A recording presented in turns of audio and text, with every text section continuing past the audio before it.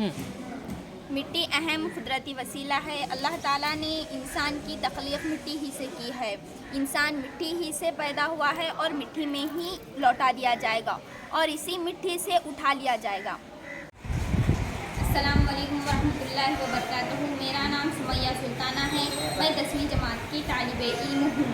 मेरे स्कूल का नाम APS उर्दू मुधोल, तालुका सेडम, डिस्ट्रिक्ट कलबुर्गी।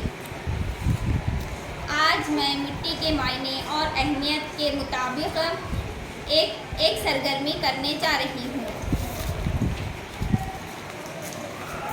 मिट्टी के मायने और अहमियत।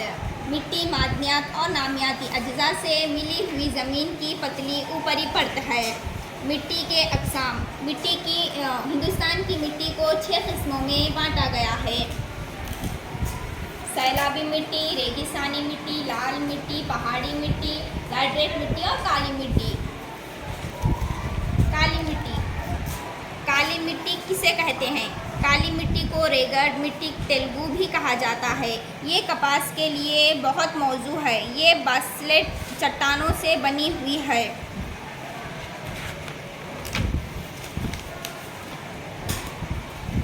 काली मिट्टी में उगाए जाने वाली फसल।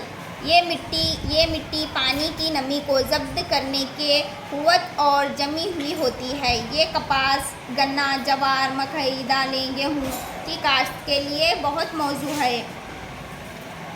काली मिट्टी ज़्यादातर दक्कन के विसालट इलाकों जैसे महाराष्ट्र, मध्य प्रदेश, तेलंगाना, शुमाली कर्नाटक, गुजरात और तमिलनाडु के कुछ इलाकों में पाई जाती है, जैसे कि हिंदुस्तान के नक्शे में दिया गया है। ये हिंदुस्तान के 6.4 लाख मुरब्बा किलोमीटर में फैली हुई है, जैसा कि आप नक्शे में देख सकते हैं। काली मिट्टी हिंदुस्तान के कुछ इलाकों में फैली हुई है। शुक्रिया।